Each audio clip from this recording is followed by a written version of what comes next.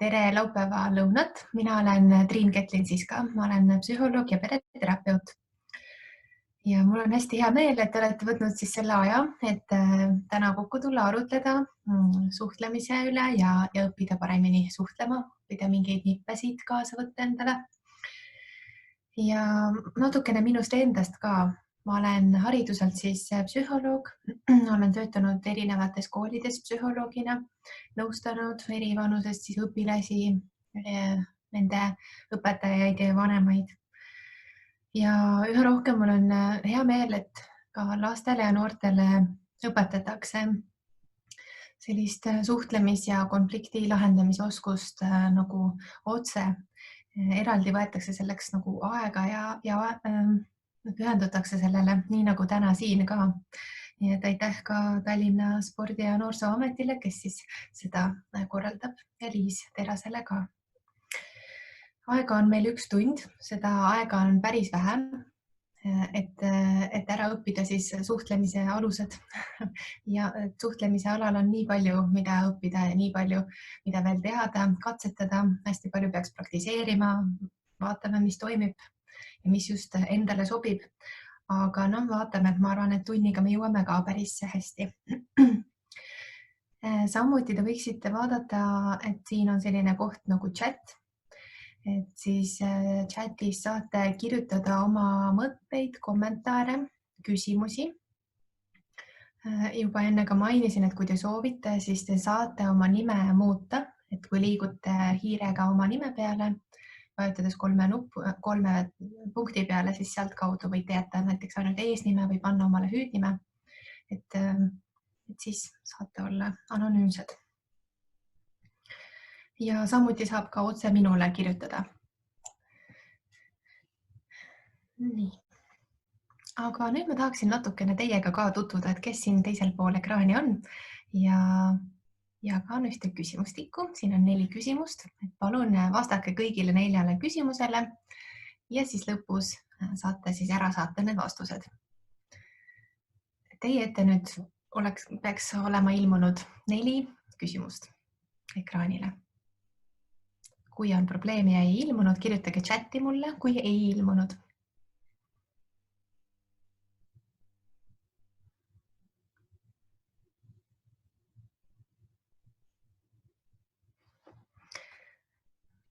Tundub, et vist kõigil töötab. Vastused ilusti laekuvad.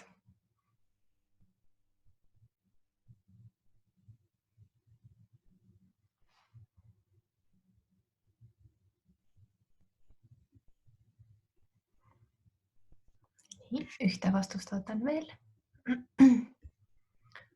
Olgu, aga lähme edasi. Et 95% inimestest said ära vastata. Näitan teile ka tulemusi, et vanusegrupid on siin näha, et kõige rohkem ongi siis vanusest 14–17 meil siin osalejaid ja sellest vanemaid. Kõige noorem peaks siis jääma vanusegruppi 11–13, teda on 1. Enamjaolt on meil siin tüdrukud ja natukene on siin kahtlusi, nii ja naa vastatakse. On kõige populaarsemad vastused nendele küsimustele, et kas te peate ennast heaks suhtlejaks ja kas olete pigem enesekindlad suhtlemisel. Et õnneks on neid jah-vastuseid siin ka täitsa olemas, aga ma usun, et täna saate küll teadmisi juurde, et kuidas siis saada paremaks ja enesekindlamaks suhtlejaks. Nii. Aga sissejuhatuseks veel mõned müüdid suhtlemise kohta. Et suhtlemisest arvatakse, et näiteks kuulamine on lihtne. Tegelikult kuulamine, ma küsiks pigem niimoodi vastu, et millal viimati sa kuulasid selleks, et tõesti mõista ja mitte selleks, et vastata. Et kuulamine ja kuulmine on natukene erinevad asjad, sellest ka täna jõuame pisut rääkida.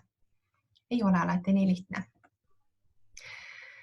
Teine müüt on see, et inimesed kuulevadki just seda, mida ma ütlen, et ka see on selline müüt, sellepärast et arvatakse, et teaduslikud uuringud on siis tõestanud seda, et maksimaalselt 40% siis sellest sõnumist, mis me tahame edastada, jõuab tegelikult ka teiseni.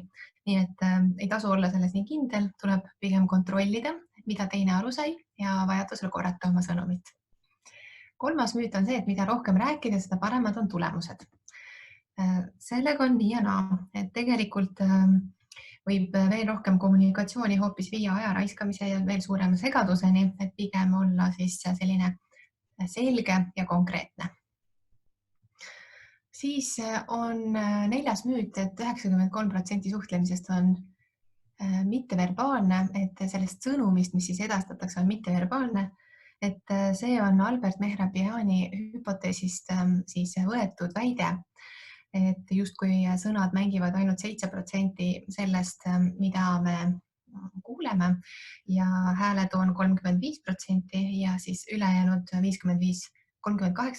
vabandust, ja ülejäänud siis kehakeel ja miimika annavad 55% suhtlusest. Tegelikult see pole päris õige, et tegelikult ka see teadlane ise on oma kodulehel välja toonud, et see peab paika ainult tunnete ja hoiakutega edastatud, ainult nendel teemadel edastatud info puhul. Et seda hüpoteesi on valesti tõlgendatud. Et see kehtib sellisel juhul, kui näiteks küsitakse, et kas sa oled mu peale pahane ja siis teine ütleb vihase näoga, ei, ma ei ole su peale pahane. Et see on selline hoiak või tunde kohta vastuse andmine ja siin küll, kui nüüd tunne ja sõnad, kui see kehakeel ja sõnad ei ühti, et sellisel juhul me küll otsime kinnitusi ja tahame ja peaksime usaldama rohkem kehakeelt. Ja viimane müüt on see, et mõned inimesed justkui ei olegi sündinud headeks suhtlejateks. See on samuti vastupidiselt siis levinud arvamusele ikkagi saab suurepäraseks ja efektiivseks suhtlejaks just tänu järjepideva õppimise ja harjutamise teel. Nii et see on siis hea uudis kõigile, kes on täna tulnud siia ja kes võtavad aega selleks, et saada paremateks suhtlejateks. Et seda tuleb õppida, seda oleme me kõik õppinud oma keskkonnast, kes rohkem, kes vähemal määral. Nii, ja täna siis räägimegi sellest, kuidas siis luua tutvusi ja jätta head esmamuljet ja siis kuidas hoida head suhtlust ja sõpru siis seeläbi, et vältides siis suhtlemistõkkeid, olla aktiivne suhtleja ja siis, kui on mingi lahkheli, et kuidas seda siis lahendada. Ja nüüd palungi, et te teete nüüd ennast veel tuttavamaks chati aknaga. Siin on küsimus teile. Et mis küsimus sul täna kohtumisel siin veebiseminaril on? Mis küsimusele sa sooviksid saada vastuse või loodad saada vastuse? Tahaks teada, mida? Mida ootate veebiseminarilt? Võite siia chati siis kirjutada, kas avalikult kõigile või otse minule, et siis ma loen siit ette ka.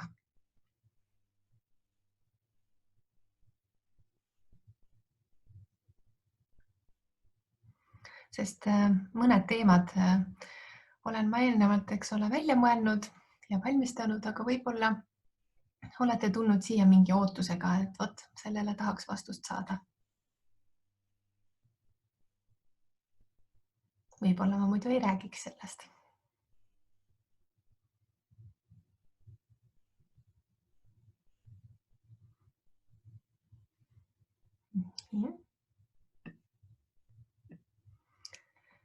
Aha, tuli küsimus, kuidas sõprussuhet lõpetada. Siis tulevad mulle siin privaatselt küsimused, et otsest küsimust ei ole, aga loodaks lihtsalt uusi teadmisi saada. Siis mida teha, kui ma ei tunne vajadust suhtlemiseks?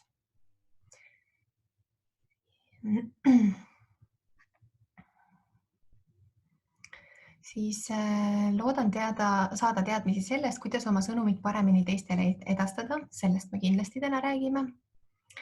Professionaalses sulgudes töösuhtluses emotsioonide kontrollimine. Näiteks oled väga kirglik mõne teema osas ja muutud selle suhtes ründavaks. Aha, ja seda käsitleme küll suhtlemistõkete all ilusti. Et kuidas siis olla neutraalsem. Nii, ma panen mõned teemad on mulle ka siia, et siis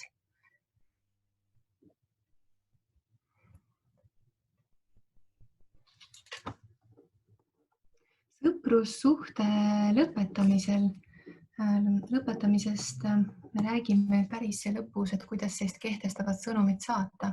Et sõprussuhte lõpetamisel tuleks tegelikult anda ka oleks kena öelda see tunne ja see soov. Et midagi, mida teine inimene sellist tegi, siis kuidas te ise seda tunnete või kuidas suhet ka lõpetada, eks ole, et kuidas te tunnete või võib-olla ei tunne enam tugevaid tundeid, et siis ja lõpuks see soov, et ma soovin, et ma ei tea, kas võib-olla suhtleme harvemini või et ma ei soovi sinuga suhet jätkata, kui see on selline lähisuhe. Et siis tegelikult jah, lõpus selline see kolmeosaline minasõnum, mis ma lõpus õpetan, et ma arvan, et sõprussuhte lõpetamisele seda ka sobiks kasutada küll. Kui ei tunne vajadust suhtlemiseks, ma selle ka vastaksin siin kohe ära, et huvitav, et see kirjutaja või see küsija siis täna siin on. See on väga armas, et sa oled võtnud selle aja siiski õppida.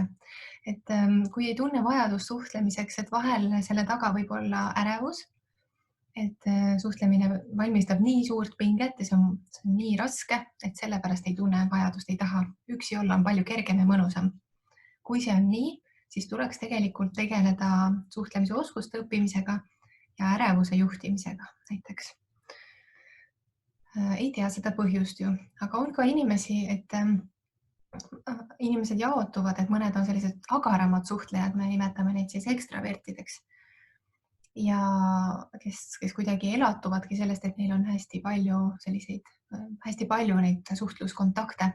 Introverdid, neile sobib siis sellisem vähesem kokkupuude teistega, et nad tunnevad ennast mõnusalt võib-olla mõne üksiku sõbraga, kellega on siis selline rahulikum, sügavuti rohkem vestlus.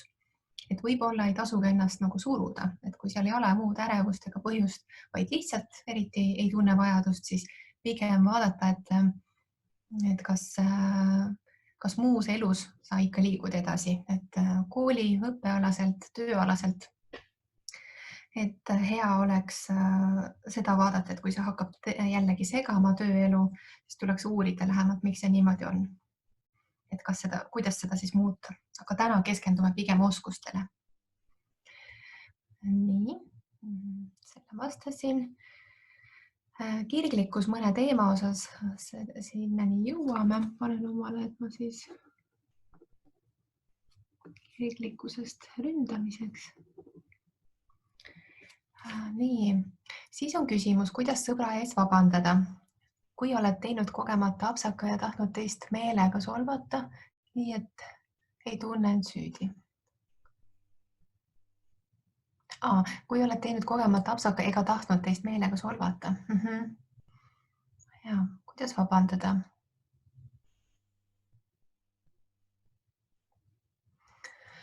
Me vaatame täna ka sellist nagu suhtlus selliste laiemat vaadet, et kuidas me alustame üldse kontakti, et me eelnevalt valmistume, et ka vabandamise korral, et kuna mul vabandamist eraldi täna ei ole siin, siis ma korra vastan selle ka, et vabandamise me peaksime läbi mõtlema mitu asja, et kõigepealt, mis on juhtunud, tunnistama, mida mina tegin, mida mina nägin, et ma tegin, kirjeldama kindlasti seda käitumist. Näiteks, et mul on kahju, et ma segasin sulle või näiteks suhtusin liiga kriitiliselt sellesse, kui sa ütlesid, et sa tahad minna uude trenni. Et mina kohe vastasin, kui nõme see trenn on. Et kindlasti tunnistada see konkreetne käitumine, mida olen teinud valesti, siis pakkuda, mis tunnet see teisele võis tekitada, et ma kujutan ette, et see võis sulle olla väga ebameeldiv. Siis öelda, mis tunne minul oli, et ma seda tegin, et mul on väga kahju, et ma seda tegin. Siis öelda, kuidas ma oleksin pidanud tegema ja lõpuks anda lubadus, et ma ei tee seda enam, et ma vähemalt väga jälgin ennast. Nii et jah, kirjeldada enda käitumist, teise tunnet, enda tunnet, siis õiget käitumist ja lubadust, et need aspektid võiksid vabandamises olla küll. See oleks selline tore õpiku näide. Nii, siis on küsimus, et info edastamine ja teiste kuulamine, sellest tuleb ilusti juttu täna. Kuid sõbrad ei taha sõbrad olla. Sõpruse teema. Siin on jälle vaja sügavuti vaadata, et miks see niimoodi on. Miks nad ei taha olla sõbrad? Võib-olla enda suhtlemisoskusi parandades see oleks võimalik, aga võib-olla on mingid muud aspektid, mida teie olete teinud. Kas lubadust murdnud näiteks või kuidagi halvasti käitunud, et miks nad siis ei taha enam sõbrad olla. Vahel see ei ole ka selline teadlik otsus, et mina ei taha sinu sõber olla. Vahel see on selline, et kuidagi teine inimene tundub rohkem sobivat ja kuidagi tõmme tundub teise sõbra poole ja veedetakse just teise sõbraga rohkem aega, et vahel see ei olegi selline nagu isiklik. Aga jah, enda suhtlemisoskustega kindlasti tuleb tööd teha ka sõpruse hoidmise osas ja võib-olla küsida sõbralt endalt, et ma märkan, et me oleme kaugemaks jäänud, et mis sina arvad, mis see põhjus võib olla? Äkki see võiks aidata. Siis on küsimus, et kui kõige rohkem kõnetabki, kuidas luua tutvusi ja jätta head esmamuljet. Väga tore, sellest tuleb juttu. Kuidas luua uusi tutvusi suures töökollektiivis, suurtel koolitustel ja muudel sellistel üritustel? Ja, aga kena, tuleb juttu tutvuste loomisest. Kuidas mitte kogemata kedagi solvata? Võib juhtuda, et me ju solvame kogemata. Et me ei saa ära hoida kõiki vigu ette, et me teeme vigu ja see on õppimise osa. Juhtub, et me võime kogemata inimesi solvata, et niipea, kui me seda märkame, kas selle vabandamise küsimuse juures oli see, vastasin ka sama, et tuleks kohe nii-öelda tagasi tõmmata ja mainida, et ma vist solvasin sind või vabandust, see võis olla solvav. Kindlasti kohe selle eest vabandada. Võib ju püüda läbi mõelda oma sõnavõtud, aga lihtsalt see kindlasti aitab. Mõelda, panna ennast teise koha peale, et mis tunne teil oleks. Siis on selline küsimus. Tegelen näitlemisega. Seetõttu olen õppinud märkama, kui inimene on väga ebakindel, varjab või valetab mingi asja osas. Tihtipeale ei oska sellistes olukordades kohati reageerida ja kuidas edasi suhelda, kui tean, et teine inimene ei ole minu suhtes aus ega siiras ja samas ei taha ka endast halba muljet jätta, kuna otseselt tõestust pole, et ta minuga aus ei ole. Okei. Saan aru, et siin siis on küsija aru saanud, et ta märkab varjamist ja valetamist, aga ei tea, kuidas sellele reageerida. Üks viis, kuidas võib reageerida, on see, et kui tõendust ka ei ole, on see, et endamisi mõelda, et mitte kas ta valetas ja teda siis hakata vahele võtma nii-öelda, vaid mõelda, miks ta seda tegi. Miks ta valetas, miks ta varjas?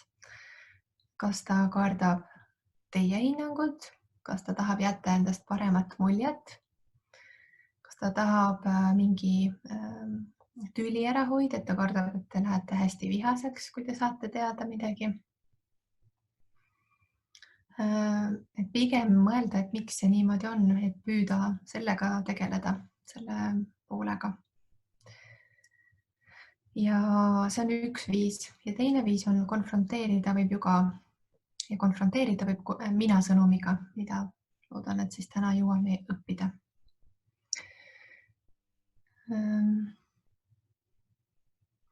Kuidas hoida üleval suhet, nii sõprus kui romantilist suhet, kui üksteist harva nähakse? Okay. Ja. Et sellest niimoodi otseselt me täna juttu ei tee, aga küllap siis tuleb teistel viisidel ikkagi püüda seda kontakti hoida. Et ikkagi see on keeruline jah, selline kaugsuhe, aga meil on kõik need digivahendid olemas, et äkki need siis aitavad. Ja kui nähakse, siis võtta üksteisele tõepoolest nagu 100% tähelepanu, aktiivselt kuulata, seda me õpime täna. Ja oma tundest rääkida, et võib-olla ka seda harva nägemist saab muuta. Et saab äkki sagedamini, võib-olla see on võimalik midagi ette võtta sellega. Siis on küsimus, kuidas keskenduda oma sõnumile paremini suheldes suurema rahva ees, kui ärevust on palju ja hakkad kokutama, näiteks mõned nipid. Et kui on ärevus, kusjuures sellest ma korra räägin ka, ärevus, et kuidas siis ikkagi edasi rääkida. Ei ole täna see nagu fookuses, aga korra mul oli mõttes seda käsitleda. Ja siis veel 2 küsimust viimast, kuidas hoida inimesega häid suhteid, kui elame erinevates linnades, otseselt ei suhtle, kuid samas kohati koos olles on lähedust tunda ning ka mõlema poolt tahet. Soovitan otse rääkida sellest, et me võiksime näha sagedamini, võiks omalt poolt võtta kontakti üles, näidata huvi. Võib-olla teine pool tuleb sellega kaasa. Et siis proovida püsida positiivne siinkohal.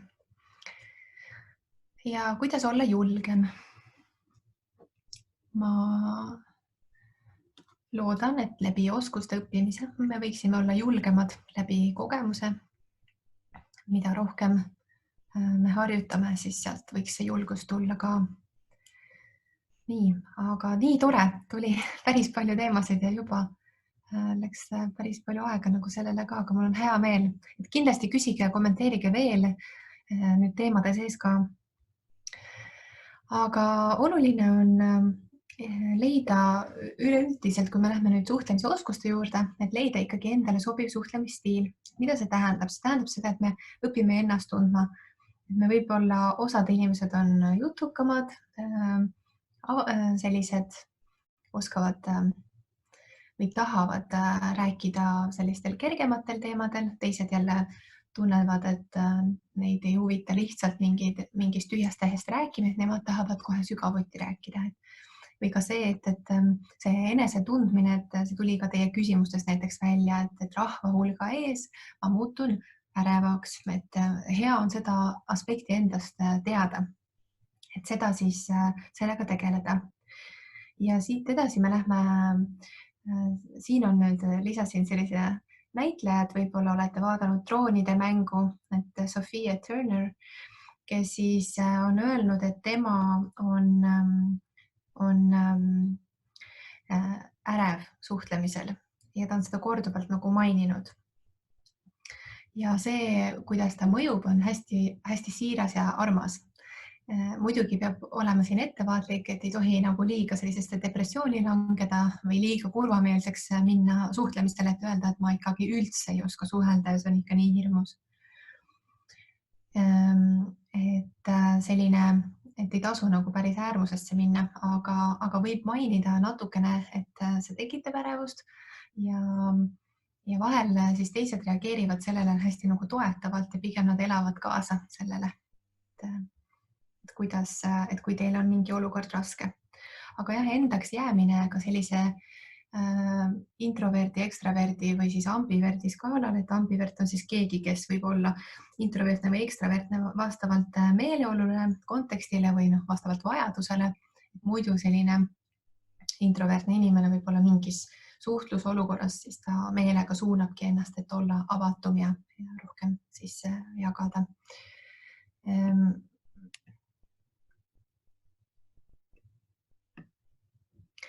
Et siin on näiteks hea näide siia kõrvale, selle naisnäitleja kõrvale Will Smith, kes on teada selline väga suur ekstravert. Et nagu me siin piltide pealt näeme, et ta on ikka täitsa pöörane kohati, et kogu oma ilmetega, oma tantsulisusega, oma energiaga, kui tema tuleb, siis tema jaoks on see tõesti tema ise. Ja võib-olla mõni teine, kelle olemuses seda ei ole, aga kes seda siis püüab teha, siis ta mõjub kummaliselt. Et oluline on siiski jääda nagu iseendaks. Ja võiks vaadata siis ka seda, et kui nüüd ei tea, kuidas täpselt käituda, et siis käituda universaalsete selliste käitumisnormide järgi. Oluline püsida viisakas, austav teise suhtes, empaatiline, kuulata teist osapoolt, aktiivselt kuulata, peegeldada ja kasutada ka huumorit, kui see on kohane. Et näiteks nüüd siin oligi ka küsimus, et kuidas ärevusega, et kuidas edasi rääkida, kui see ärevus on.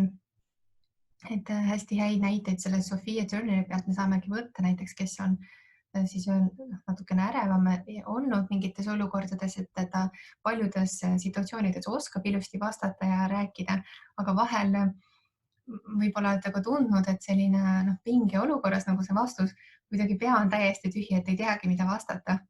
Et kas see on sellest või te ei ole näiteks mõelnud mingi teema peale varem, siis aitabki aktiivne kuulamine, et te kuulate ära selle küsimuse, võite selle küsimuse kohta juurde küsida või te peegeldate seda küsimust enne, kui te vastate, ehk siis kordate samade sõnadega või pisut erinevate sõnadega seda küsimust. Võib-olla te märkasite, et ma natukene tegin seda, kui ma lugesin teie küsimusi. Ma võib-olla sõnastasin ümber, vajasin seda aega selleks, et korra mõelda, mida vastata. Et ega seda teevad siis paljud inimesed mitte ainult ka ärevuse tõttu, vaid tõesti, kui me ei ole sellele ka mõelnud varem. Ja vahel selle pinge olukorraga, kuidas nagu toime tulla, et huumoriga selles plaanis, et ka enda üle võib nalja teha, et mida inimesed teevad äreval hetkel, et nad nagu vastavad veidralt või nad satuvad naljakatesse situatsioonidesse, siis ka selle üle võib nalja visata, et näed, mis ma tegin, et täiesti uskumatu, et ma niimoodi seal vastasin. Jällegi selline oma nii heade kui vigade tunnistamine, et see on väga sümpaatne teistele inimestele. Nii, aga siit siis liigumegi tutvuste loomise esmamulje juurde. Et esmalt siis esmamuljest, et me ei tohiks muidugi teha väga põhjalikke järeldusi inimestest väga lühikese aja jooksul, aga uuringud näitavad, et see esmamulje võiks kujuneda kuskil 7 sekundi jooksul kuni 5 minuti jooksul. Ja tajumine, teiste inimeste tajumine ongi siis selline protsess, milles mängivad oma rolli stereotüübid, isiklikud hoiakud ja meie isiklikud mälestused varasematest olukordadest ja varasemalt nagu tutvutud inimestest. Et näiteks kui me oleme juba tuttavad teatud tüüpi inimestega, siis uue sarnase välimusega, sarnase käitumismaneeriga inimesega tutvumisel me kuidagi eeldame, et on hästi sarnane, nagu see eelmine oli, keda me juba teame. See on selline isiklik juba hoiak. Ja tutvumisel selline esmamulje on väga tähtis, et tahame või me ei taha seda, selle 7 sekundi jooksul me tegelikult määrame ära päris palju, et kas inimesed tahavad meiega edasi suhelda ja kuidas nad suhtuvad meisse. Ma saan aru, see on pealiskaudne ja me ei saa tegelikult mõõta inimese tegelikku iseloomu, et milline ta päriselt on sellise lühikese ajaga. Aga see tähendab palju ja see on nii automaatne protsess, et seda ei ole võimalik ära hoida. Kõigil inimestel tekib esmamulje teistest inimestest. Aga siin ma küsiksingi teie käest, et sest nagu ma ütlesin, et suhtlemisoskused on õpitavad ja selline karisma ehk selline inimese oskus olla inspireeriv, olla entusiastlik ja selline kirg ja teistes kütta, et inimestel selline omadus on nagu õpitav jällegi, aga mis teie arvate, et kuidas jätta endast head esmamuljet? Ilmselt teil on mingeid ideid, et palun jagage chatis. Palun kirjutage siia, et mida võiks teha, et jätta head esmamuljet. Näiteks lähete sõpruskonda ja teate, seal on teisi inimesi ja võõraid või teete presentatsiooni esimest korda või lähete tööintervjuule. Nii toredad vastused juba tulevad, on naeratamine, kindlasti. Jääda iseendaks ja pidada lugu suhtluspartnerist, väga hea. Siis enesekindlus, hea rüht ja tuleks siseneda ruumi sirge rühiga, enesekindlalt, läheneda julgelt, naeratada, just huvi tundmine teise vastu, vaieldamatult nõus.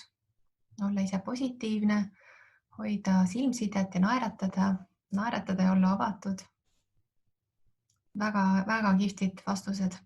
Enesekindel hoiak, viisakas enesetutvustus. Just, enesetutvustus on ka väga tähtis aspekt. Mul on nii hea meel, et juba tulid siin enamus punktid ära, et näete intuitiivselt, te teate või olete varem juba õppinud, et kuidas head esmamuljet jätta. Küllap olete sellele mõelnud võib-olla varem, aga vaatame need siis uuesti ka siin, et tõesti kohtumisel, kui see on kokku lepitud aeg, siis kindlasti tasub olla kohal õigeaegselt, pigem varem kui hiljem. Sellega me näitame, et me austame teist. Siis enesetutvustamine. Olukorrale sobiv riietus on seal tähtis, et me sobime sinna keskkonda nagu oma siis väljanägemisega, aga ka esitleda ennast siis korrektselt. See tähendab, et me ütleme oma täisnime sõltuvalt olukorrale ka, et kuidas see sinna sobib, kas see on selline vabam keskkond või on tööintervjuu. Et kui me arvame, et keegi meid tutvustab, siis me ei tohiks sellele lootma jääda, et me peaksime ka ise teadma, et mis lausetega, mismoodi me ennast võiksime tutvustada.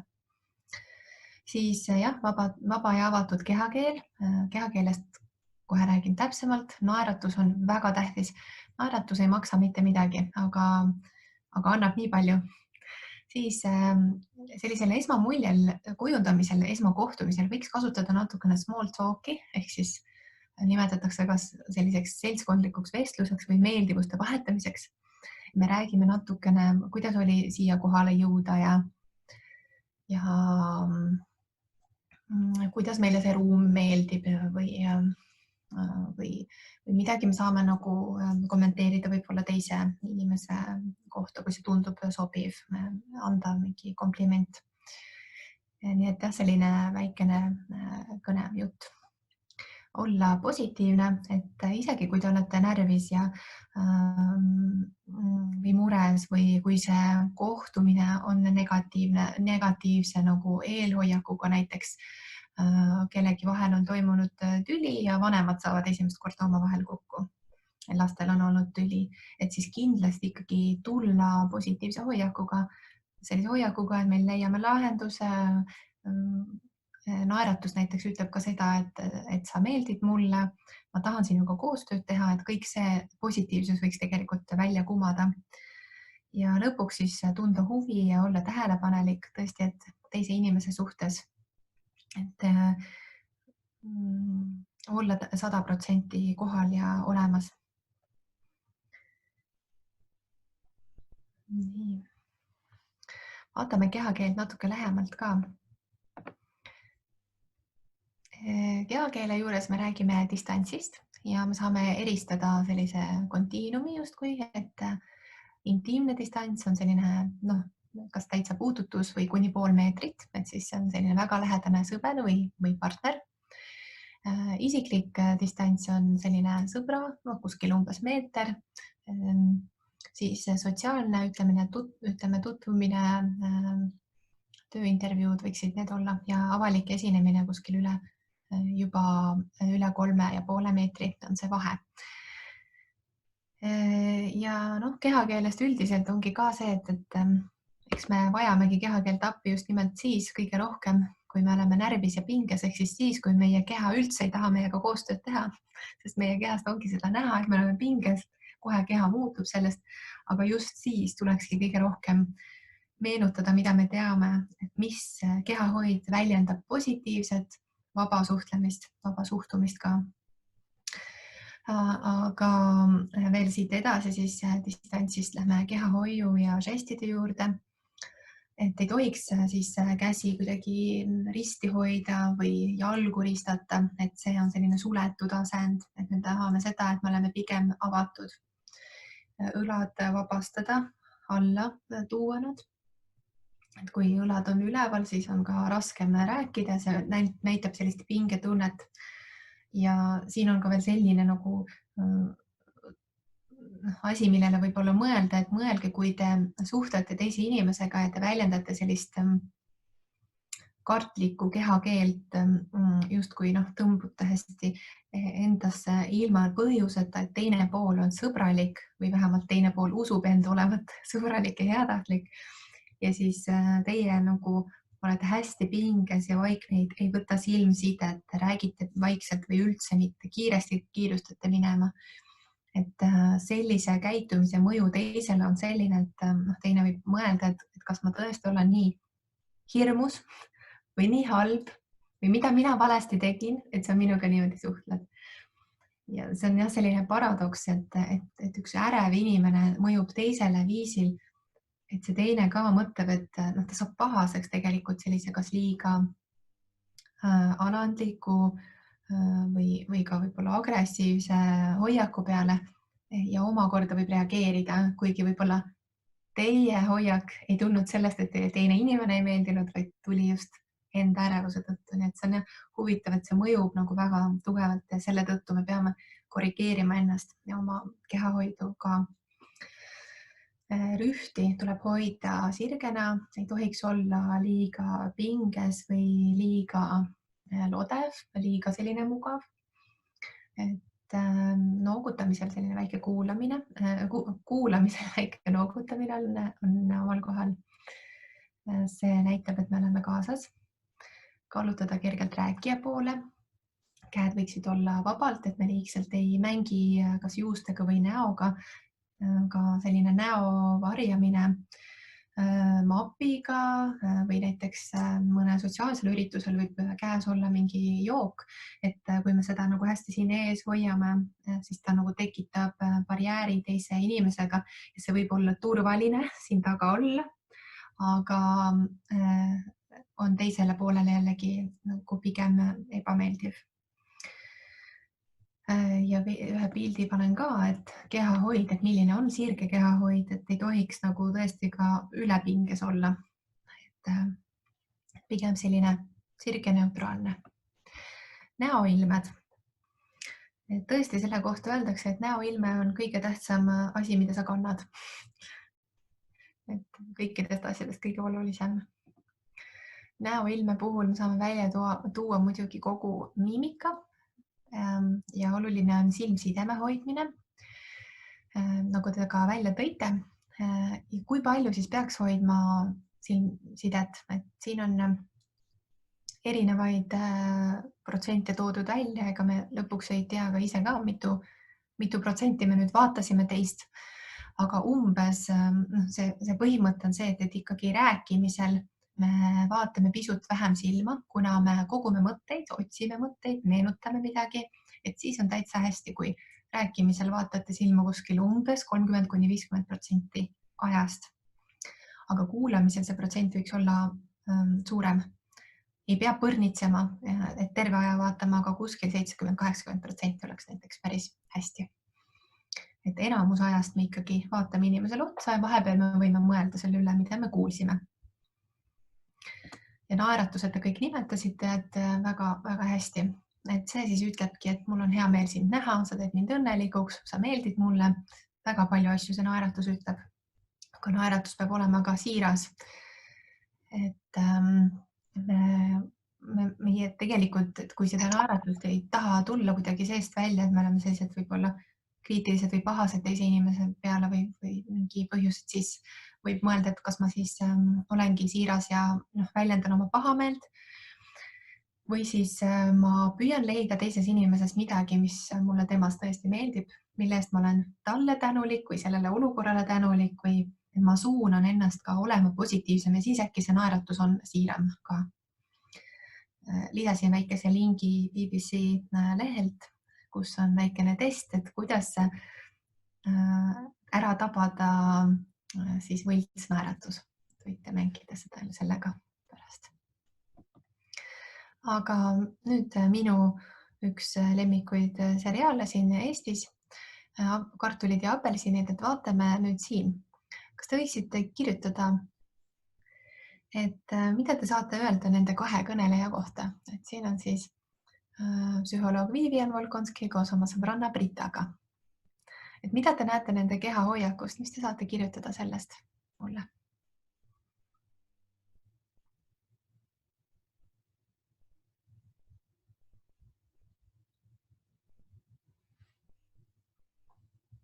ma juba ütlesin ette ära, et nad on sõbrannad.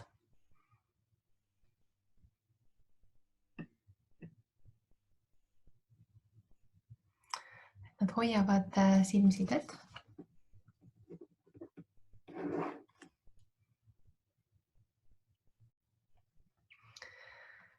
Nad on ilmselt lähedased, et on huvitatud üksteisest, et ülakeha on ette kallutatud natukene, nad naeratavad. Neile meeldib üksteise seltskond, nad on avatud ja tunnevad hetkeseisuga ennast väga mugavalt, nõus, on mugav. Vivian natukene hoiab käsi koos, aga ilmselt sellest, et ta kuulab põnevusega, et mida huvitavat sealt tuleb. Samas kui Britta see roosas, siis paremal pool, et tema keha on selline vaba, et käed on niimoodi vabalt, nad ei ole kuidagi põimitud need sõrmedega kuidagi rusikas, vaid on tõesti lahtine, avatud selline hoiak. Ja võib ka öelda, et neile meeldib üksteise seltskond ja nad on avatud. Sõbralik vestlus, meenutused tööl, räägivad päeva kordaminekutest. Jah, täitsa nõus, võivad sellest rääkida küll, et tunnevad ilmselt päriselt rõõmu üksteisest täitsa hästi. Et näete, oskate lugeda küll seda keelt. Ja tuli ka kommentaar, et nad on valmis teisest aru saama. Jah, see valmisolek täitsa sellest pilgust ja naeratusest ja kehahoiust on näha. Mis nüüd siin on? Et siin me märkame natukene teist, me teame juba, et nad on sõbrannad. Aga natuke teine olukord. Võib-olla ma kommenteerin seda ise, et me näeme, et Britta vaatab alla, et ta ilmselt otsib mõtteid kuskilt mälestustest ja võtab aega enda jaoks, et siin ongi nüüd näha seda, et ei ole vaja kogu aeg silma vaadata. Samal ajal, kui siis Vivian vaatab talle endiselt otsa. Nii, mis siin toimub?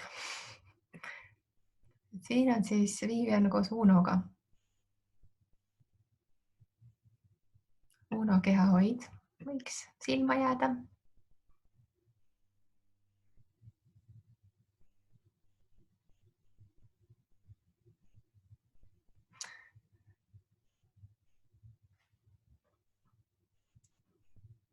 Võib-olla ja Unol on käed ristis, kaitseb ennast.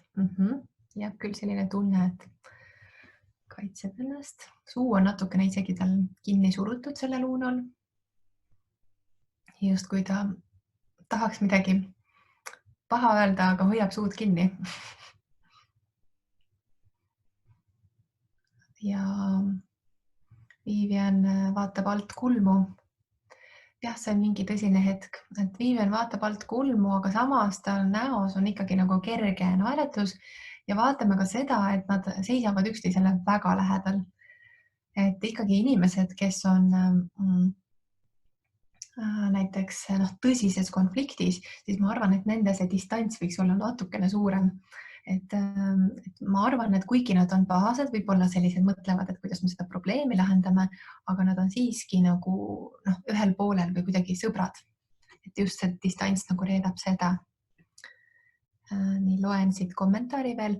Mõlemad raiuvad oma soove, kumbki ei taha oma soovist loobuda. Uno proovib Viviani tugevalt veenda milleski heas, näiteks mingi muutus või välkpuhkus, midagi, mis muidu graafikusse ei sobi või pole plaanitud. Ja ma arvan, et see oleks väga hea. Väga hästi sobiks siia küll.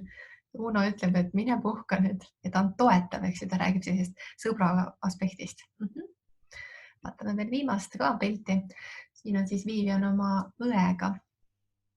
Mida saate öelda siin nende suhte kohta? Mida te arvate? Et kui te ei ole näinud seda sarja, siis see on väga hea isegi. Äkki siis puhtalt kehakeele pealt ka arvate selle ära.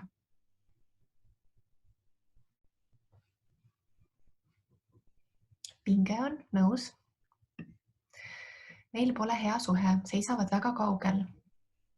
Olen nõus, et selline, mis distants see on? See on üle 1,5 meetri, see on selline sotsiaalne distants, aga vähem kui 3,5 meetrit. Nii et sotsiaalne distants, ütleme, ikkagi võõras inimene justkui oleks, eks ole. Justkui tööintervjuul oleks nii võõras inimene umbes. Nõus. Midagi veel saate kommenteerida.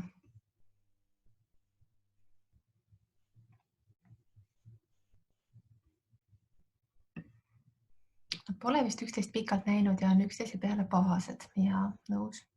Õde üpris kinnine, toetub toolile abi otsides. Väga hea, et kirjutate. Krimpsus huuled näitavad, et tunneb kas häbi millestki või teab, et on mingi teema osas üle mõelnud ja Vivian üritab aru pähe panna. Just, ideaalne kirjeldus. Et hea, tulid kõik need asjad välja, mis ma tahtsin rääkida, et selline jalgade positsioon või see, kuidas nad ka toetuvad, tuli ka kommentaar natuke nagu rivaalid, võib-olla küll võib seda välja lugeda ka.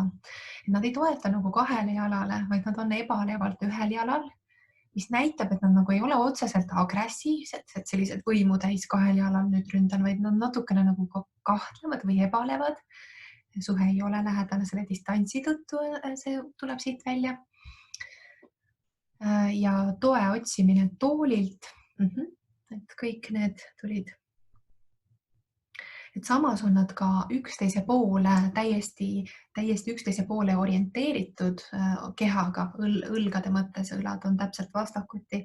Ehk siis see väljendaks jällegi huvi ja sellist võib-olla jah, mitte vaenulikkust tuleb sellest jalgade poosist välja.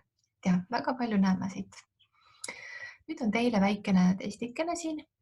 Vaadake seda pilti ja mõelge puhtalt selle mehe kehahoiaku pealt, et mis te arvate, kellega ta räägib? Kas ta on abikaasa rollis, kui ta räägib telefoni teel? On ta armukese rollis või on ta müügimehe rollis? Tuleb teie ette siis nüüd väike küsimustik ja siin on 3 küsimust ja märkige ära, kes teie arvates on abikaasa. Märkige ära, kas ta on number 1, number 2 või number 3. Siis kes on armuke teie arvates ja kes on müügimees?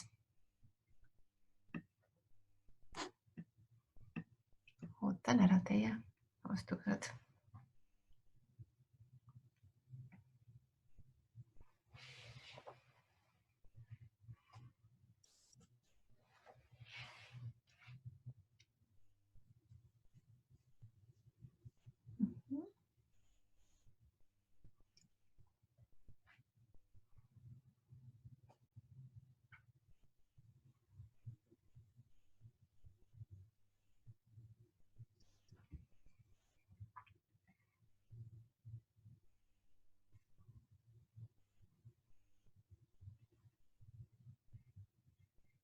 Nii. Mõned on veel vastamata, aga ootasin juba üle minuti. Panen vastuse siia ette, et 85% vastasid inimesed ära. Et mõningaid, kõige vähem küsimusi tekitas, et müügimees on ikka number 1. Õige, täpselt see ta on. Ta on selline selge, sirge seljaga, formaalne, naeratab sinna, aga räägib oma müügijuttu. Natukene rohkem on ebalevust vastuste seas abikaasa ja armukese eristamisel. Et jah, mõlemad on ju romantilised suhted. Näitan teile ka seda tulemust siia ette, et mõlemad on ju romantilises suhtes, aga nüüd abikaasa on nagu ikkagi avatum siiapoole. Samas kui armukese roll on ikkagi päris selline salastatud, et siis seda enam on ta täitsa sinna nurga poole oma näoga pöördunud, et võib-olla see siis reedaks ära. Nii. Selline väike test, mille te ilusti kõik läbi tegite. Et ikkagi me kehakeelest saame nii palju rääkida, välja lugeda. Ja viimaseks veel kehakeele teemal kõnelemisviisist. Et ei tohiks kiirustada. Öeldakse, et kui sa räägid aeglaselt, nii aeglaselt, et endal hakkab natukene imelik, et siis oled valinud õige kõnetempo. Oluline on välja öelda siis ka kõik lõpuhäälikud, võtta aega sellele ja kõnetempo peaks võtma siis kuulaja järgi, partneri järgi. Siis tuleks harjutada selget ja puhast diktsiooni ja siin aitab kaasa ka see, kui me lõõgastame näo ja kaela lihased. Niimoodi see hääl kõlab loomulikumalt. tuleks lahti köhida ennast ja välja nuusata kõik asjad, mis on, nätsu suust välja ära panna, et siis saaks selgelt rääkida. Kindlasti rääkida nii, et suu ilusti liigub kaasa.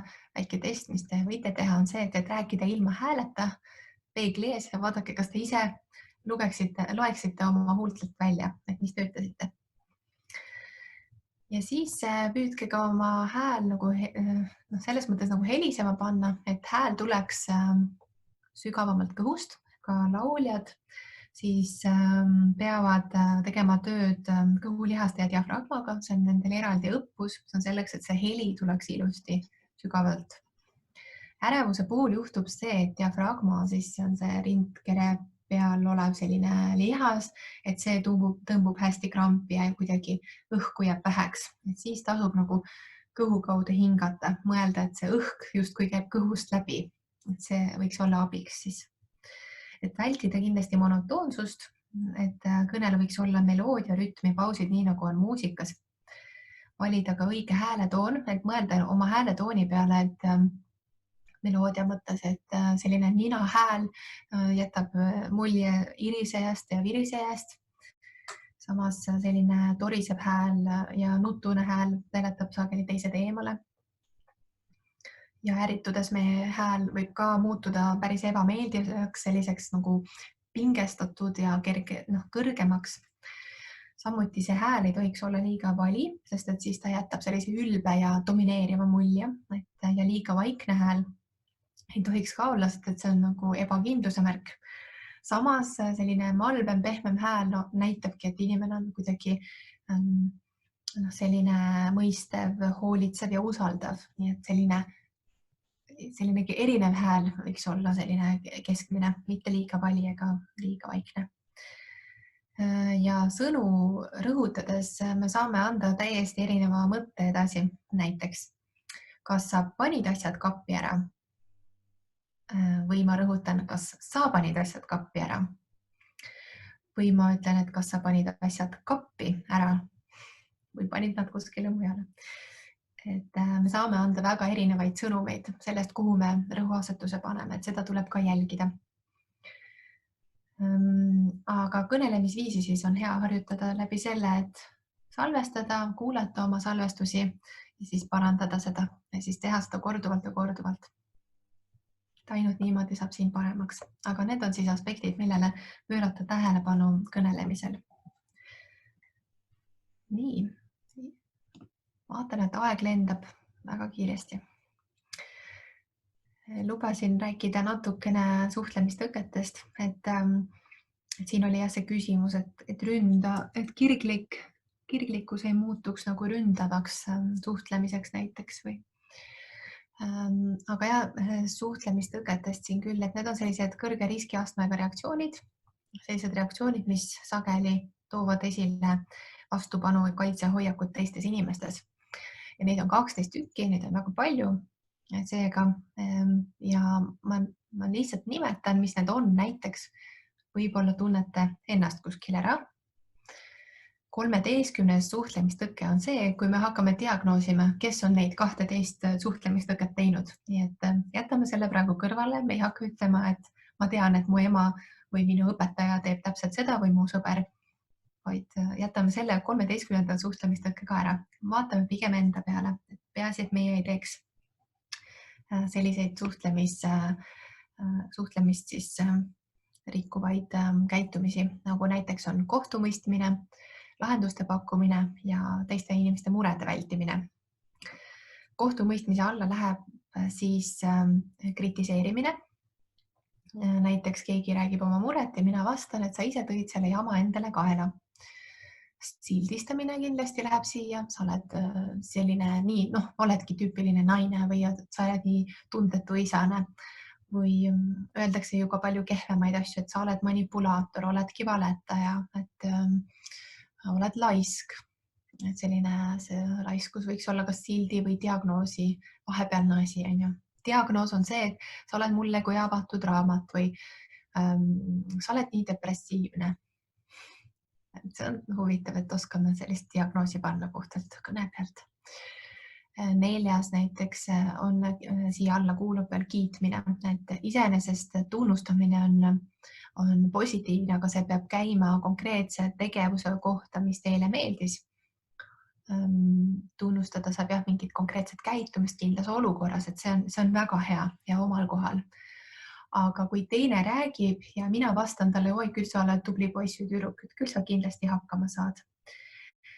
Et ma ei ole eriti hea vestluskaaslane selles olukorras.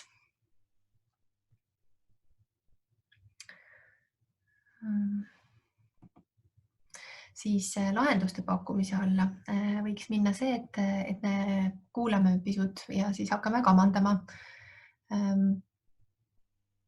Et sul tuleks nüüd seda teha.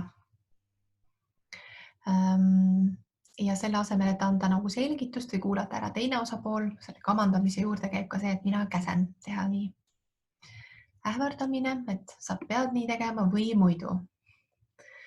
Moraali lugemine, sa peaksid tegema nii ja nii, kõik targad inimesed teevad seda, siis on selline õpetamine. Ülekuulamine. Korra tulen moraali ja ülekuulamise juures on siis jah, selline pigem aina küsimine ja küsimine, kus on tavaliselt sellised jah-ei vastused ja nõu andmine ehk siis ka ei sobi, et mida mina teeksin sinu asemel või kuidas sul oleks õige teha. Moraali lugemine ja nõu andmine on selles mõttes nagu kehvad, et võib-olla inimene ei ole veel valmis seda kuulama.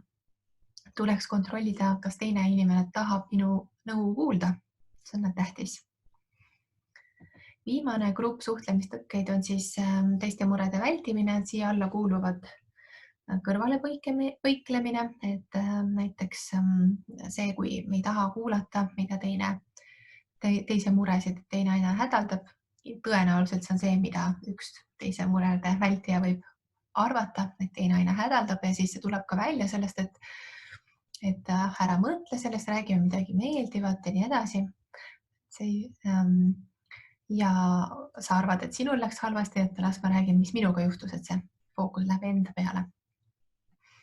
Siis loogiline argumenteerimine, et nüüd hakkame arutlema ratsionaalsel tasandil ja vaatama fakte, et kui liigselt jäetakse tunded kõrvale, siis see mõjub külmalt ja mitte toetavalt. Ning viimane on rahustamine, et tegelikult see ei ole kuulamine, sest et kui me liiga kiiresti ütleme, et ära muretse ja rahune maha ja hommik on õhtust targem, kõik need asjad on iseenesest õiged soovitused, aga see on võib-olla ka jällegi lõpus, kus inimene on valmis soovitust või sellist julgustust kuulda võtma.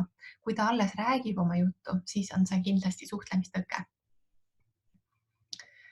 Aktiivne kuulamine. Et kuulamine ja kuulmine on erinevad asjad. Ja et kuulmine on selline füsioloogiline protsess, et me kuuleme kõrvadega. Aga kuulamine on ikkagi päris keerukas psühholoogiline protseduur, kui nii võib öelda. Millest teie aru saate, et inimene päriselt kuulas? Et kas te võiksite kirjutada chati, et millest aru saate, et teine kuulab või kuulas teid? Mida ta sellist tegi? Keskendub, vaatab sinu poole, just, nõus. Reageerib öeldule, küsib küsimusi, vaatab otsa, noogutab, absoluutselt nõus. Kui hakata arutlema sellel teemal, millel parasjagu juttu oli ja kui jutt läheb sealt edasi sügavuti, et kindlasti näitab see, et ta kuulas, ei tegele muuga, vastab samal teemal või sama teemaga, just. Jätab meelde, mida ütleb ja kusjuures see on hea oskus, et järgmine kord küsib mingi teema kohta, millest teil juttu oli. Pakub lahendusi, mõtteid, ideid või noogutab. No jah, ja ta pakub neid siis, kui sa valmis oled selleks, aga ja mõtleb kaasa igal juhul. Väga hea.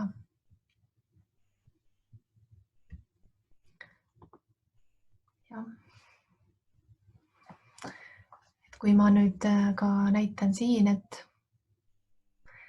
me saame nagu väljendada tähelepanu, me saame jälgida verbaalselt ja ka mitteverbaalselt ja ka peegeldada, Siia alla ma olen pannud ühe raamatu viite, et sealt ma selle olen võtnud. Ma väga soovitan, et loomulikult suhtlemisoskused tähendavad seda, et me peame neid rohkem harjutama ja õppima. Et soovitan vaadata sellist raamatut nagu Igapäevaoskused. Korra tuli siia chati ka küsimus, et ma võiksin selle testi siia panna. Ma siis kopeerin selle lingi teile ka. Ma panen ta siia chati aknasse. Nii, et siis te ei pea ümber trükkima, aga minul on aeg. Ma hoian ajast kinni. Sellest raamatust, mis ma rääkisin, see Igapäevaoskused, soovitan vaadata siis veel lisa. Ja veel on hea raamat on Dale Carnegie Kuidas võita sõpru ja mõjustada inimesi, et see võib-olla on just selline hea esmamulje jätmise kohta lugeda. Aga minul on tund täis, ma ei taha teie aega kuritarvitada. Ma tänan tähelepanu eest. Ma tänan selle kaasatöötamise eest, et mulle väga meeldis, kuidas te kaasa kirjutasite, arutlesite, et kas teil on veel mõningaid küsimusi siin lõpus, et kui on, siis saan veel kiirelt vastata, aga muidu soovin teile ilusat päeva. Julget pealehakkamist ja rakendamist.